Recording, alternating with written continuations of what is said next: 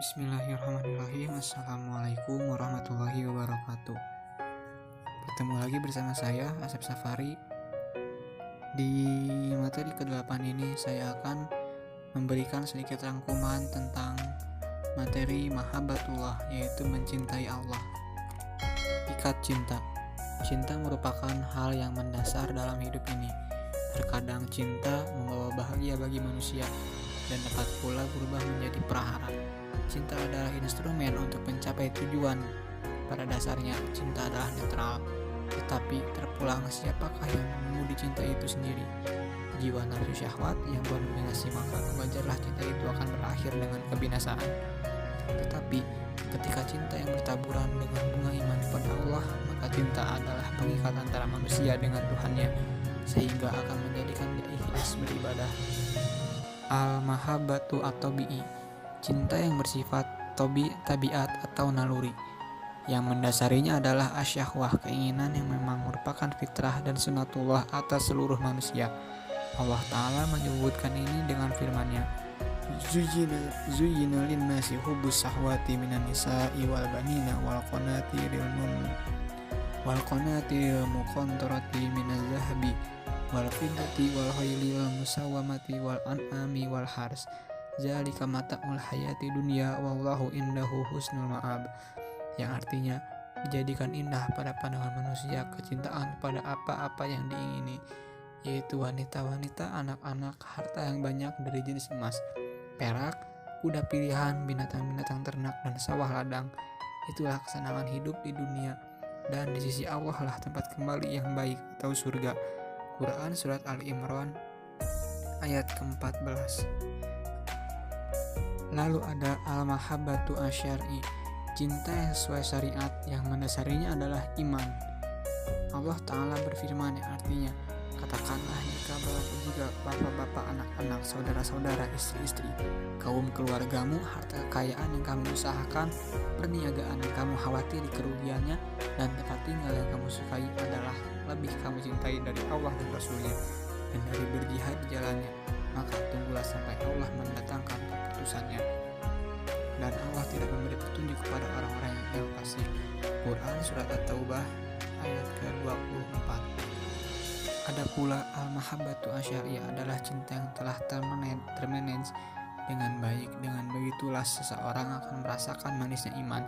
Dari Anas bin Malik radhiyallahu anhu, Nabi Shallallahu alaihi wasallam bersabda, 3 sifat yang jika ada pada diri seseorang, ia akan meraih manisnya iman. Allah dan Rasulnya lebih ia cintai dari selain keduanya.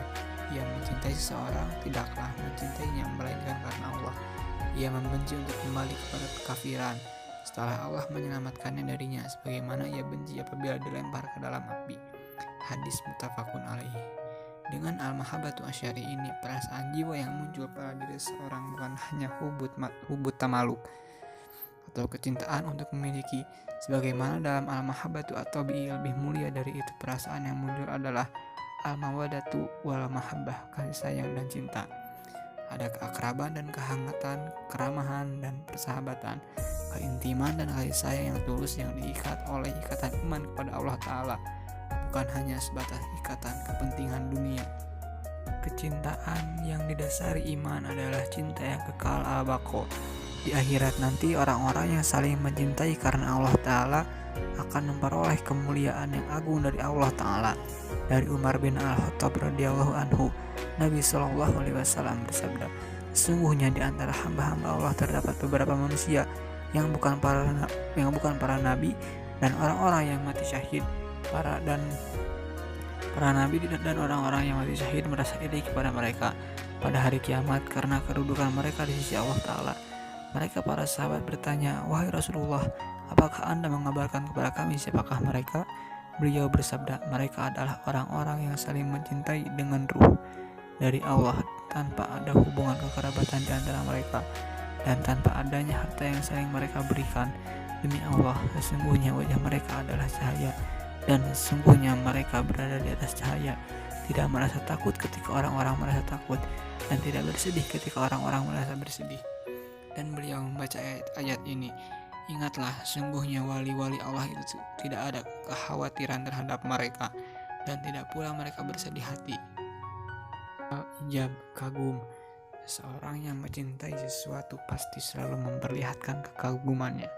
Pada apa yang dicintainya itu ada perhatian, ketertarikan, keterpesonaan, rasa suka, dan kepuasan di dalam hatinya. Ridho, kerelaan, dan penerimaan. Seseorang biasanya akan bersikap rela dan menerima kepada apa yang dicintainya. Ia akan selalu cenderung menyetujui dan mendukung apa yang datang dari sang kekasih. Yang ketiga, tadiyah, pengorbanan.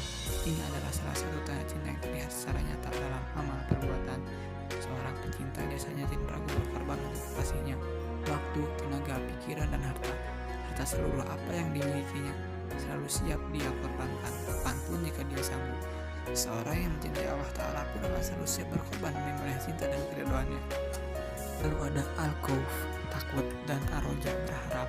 Seorang pecinta biasanya merasa takut, cemas, dan penuh harap terhadap apa yang dicintainya. Ia merasa takut jangan-jangan cintanya tak terbalas, atau ada kelakuannya yang tidak disenangi oleh kekasihnya. Ia selalu berharap agar sang kekasih ridho dan membalas kurang dan kesalahannya. Dalam konteks mahabbatullah, cinta kepada Allah Ta'ala, khauf artinya ketakutan dan kekhawatiran atas siksa dan azab Allah Ta'ala akibat perbuatan dosanya. Penggunaan kata khauf dalam Al-Quran misalnya jumpai dalam ayat berikut, Inna nakhafu min rabbina yauman abusan qamtariron, yang artinya sesungguhnya kamu takut akan azab Tuhan kami pada suatu hari yang di hari itu orang-orang bermuka masam penuh kesulitan. Quran Surat Al-Insan. Khauf dan roja ini hendaknya tumbuh seimbang dalam diri seorang muslim. Jangan sampai khauf menyebabkan manusia putus asa dari rahmat dan ampunan Allah Ta'ala, dan jangan sampai raja menyebabkan manusia menganggap remeh ancaman dan siksanya. Lalu ada at-ta'ah, ketaatan. Seorang pecinta cenderung akan menuruti apa kehendak sang kekasih.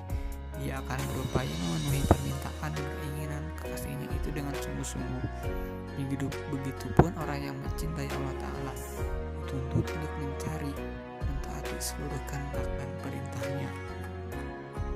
Mungkin cukup sekian video rangkuman yang bisa saya jelaskan.